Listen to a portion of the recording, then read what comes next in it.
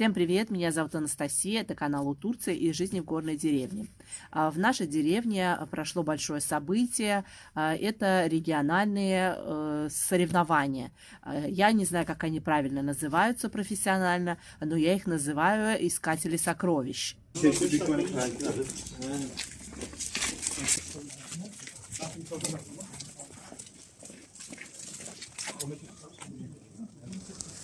какой-то штаб здесь. То ли финиш, то ли старт. Не совсем понятно, высоко на горе.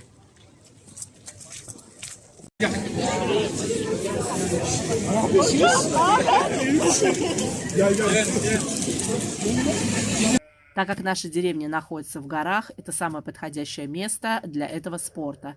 Правила такие. В некоторых местах прячутся флажки, метки, и раздается спортсменам, которые разделились на несколько команд, карта, по которой ты должен найти этот флажок. И чем ты быстрее и больше этих флажков соберешь, тут ты, в общем, и выиграл.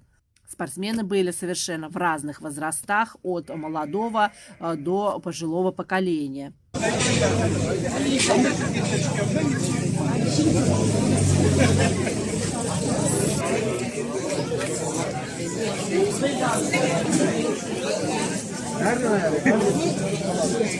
Этот спорт совершенно нелегкий, потому что здесь вот такая вот местность, где нужно быстренько бегом подниматься, спускаться.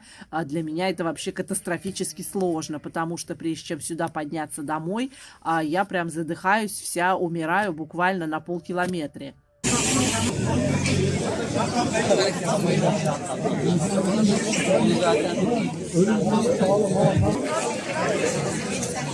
Именно для этого соревнования выбрали в этом году нашу деревню, где собралось неимоверное количество людей, где наши местные организовали ярмарку, где посодействовала, опять же, в предоставлении бесплатных мест местная мэрия.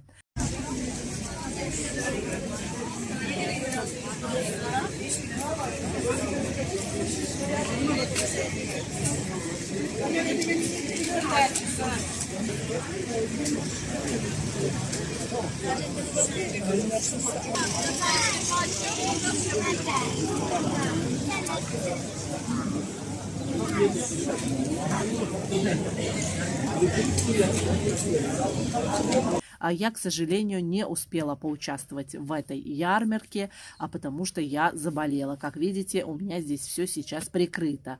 Что-то у меня тоже горло схватило, но я сразу компрессом, водочкой, но так как водочки здесь нету, я делаю колонием, одеколоном, и так хожу. Но если не совсем это у меня далеко пошло, то мне это помогает.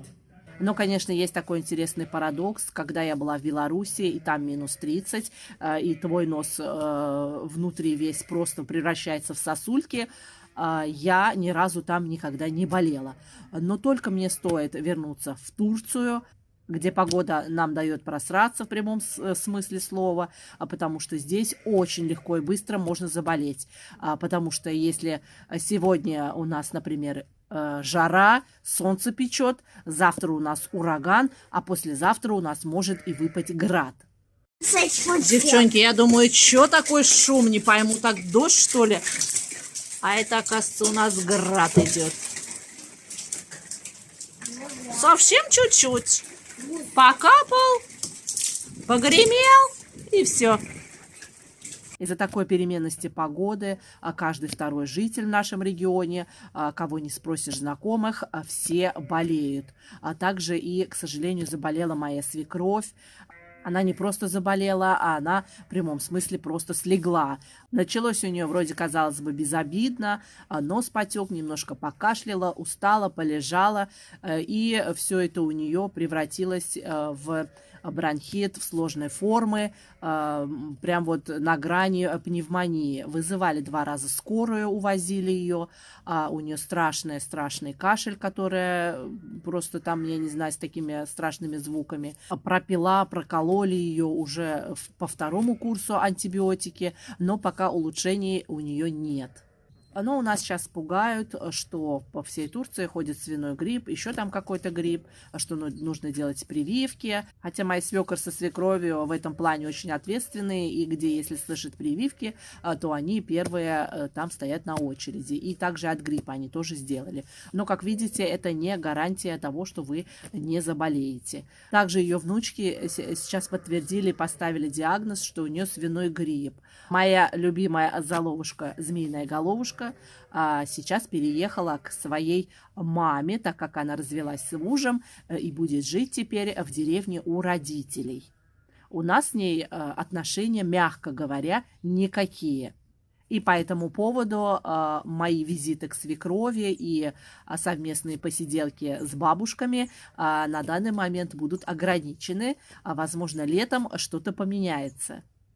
Я всегда, если мне человек абсолютно не нравится и пытается меня чем-то задеть и как-то сделать мне больно, я с такими людьми категорически ни под каким предлогом не общаюсь. Я просто их удаляю из своей жизни навсегда.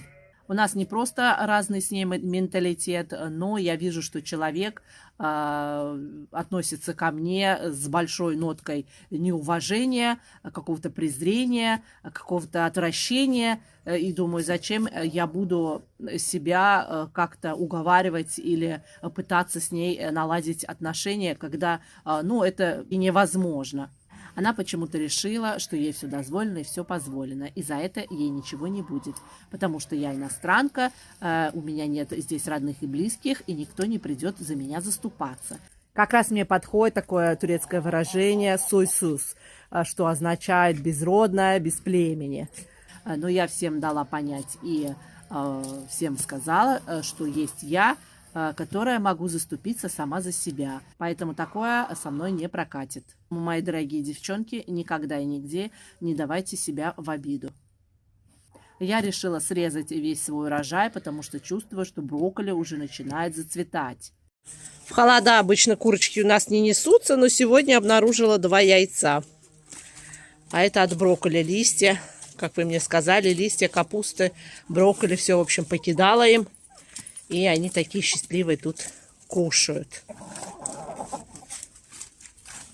Собрала почти весь брокколи. Осталось совсем тут пару штук, потому что они уже чувствую, что начинают цвести. Но эти пока оставила. Может быть, еще что-то выйдет, как вы говорили, по краям, по сбоку. А если нет, то тоже пойдет курочкам. Вот такую красоту собрала я. Он, видите, он стал уже такой помягче и прям чувствую, что должен зацвести. Вы, наверное, спросите, что я буду делать с таким урожаем. Половина, не половина, а буквально пару штук дам свекрови. Остальное половина съедим. Мы брокколи очень любим. И сделаю, и заморожу. Сейчас вам покажу, как я это делаю. Девчонки, вы у меня писали, что вы делаете супчики из брокколи. Напишите мне, пожалуйста, рецепт. Мне очень интересно. Эти все никак не набесятся.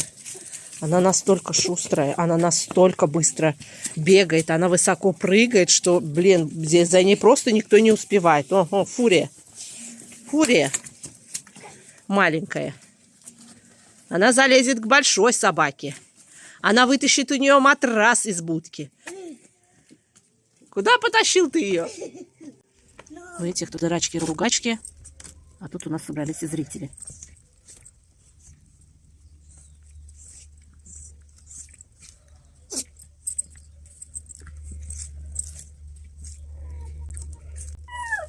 Все собаки в Турции, когда звучит азан, молитва, они обязательно все поют.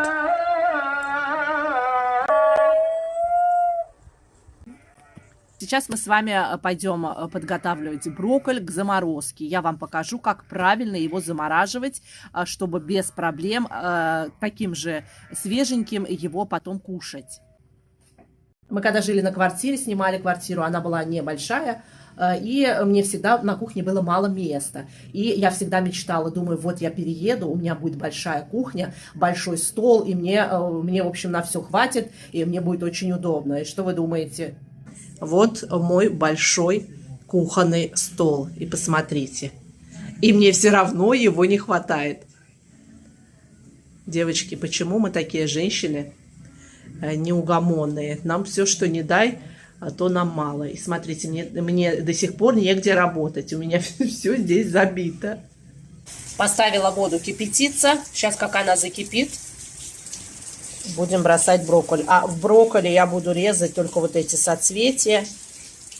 А те, что самые толстые, вот эти я курочкам отрезаю. Вот такие, в общем, мелочь такой беру. Те, что совсем толстые, здесь и стебли, я их срезаю и курочкам. А так, что уже поменьше, например, вот так вот, те, что длинные, я их режу в отдельный пакетик. Этот пакетик я буду использовать потом варить супчик, либо мерчмек турецкий, и добавлять туда, деткам очень нравится. А соцветия вот так вот делю, буквально не крупно, не мелко.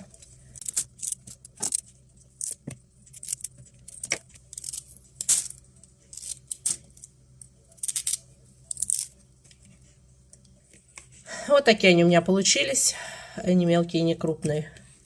А это у нас кукуруза, я ее тоже в сезон замораживаю.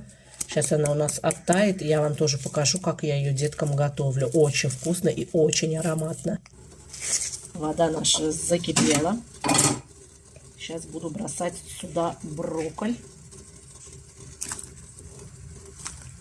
Закинула сколько могла. Закрываем крышкой и засекаем ровно 3 минуты. У нас прошло 3 минуты ровно. Сейчас берем отдельную чашку, в общем, и сюда ее складываем.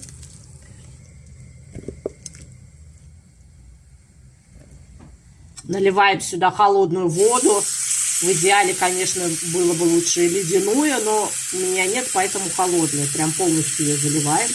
Теперь сливаем воду.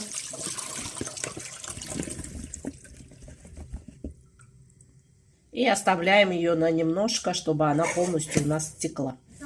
Идеально было бы, конечно, вакуумные пакеты, но у меня их нету. Есть такие обычные для заморозки.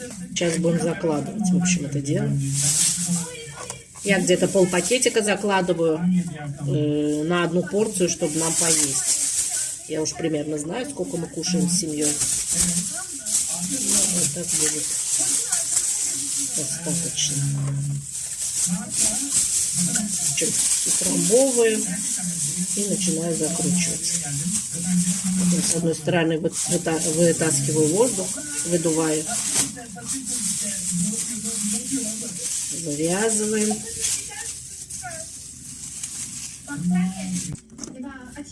И в морозилку. Утрамбовываем, куда только есть место. А вообще, я, честно говоря, очень мечтаю купить себе морозильник. Морозильные камеры, состоящие из 6 и 8 полочек. Очень удобная вещь. Вы в некоторых видео уже видели у моей свекрови. Так как я люблю замораживать ягодки, замораживать овощи, фрукты из своего огорода, поэтому эта вещь мне очень нужна. Когда были цены все доступные, можно сказать, дешево, я почему-то жалела денежки. Хотя я вам не советую, если вы что-то хотите, обязательно это берите. А сейчас уже все стало очень дорого, и я сейчас уже не могу себе это позволить. Буду сейчас немножечко откладывать деньги, но дай бог, моя мечта сбудется, и я все-таки его возьму. Это наша кукуруза, она у нас уже разморозилась и прям свежая-свежая, как будто только купила. У меня есть вот такие рукавчики, пакетики для духовки. Пока ее откроем, подготовим. Берем нашу кукурузку и обильно посыпаем солью. Можно абсолютно любыми специями, которые вам нравятся. Ну, у меня дети со специями не очень, поэтому мы только с солью. Кто-то и с соевым соусом делает, и я не пробовала. Так, берем масло и обильно тоже ее вот так обмазываем.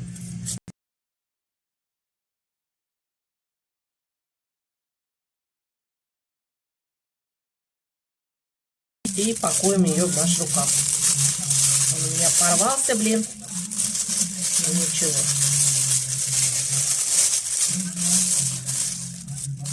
один и второй.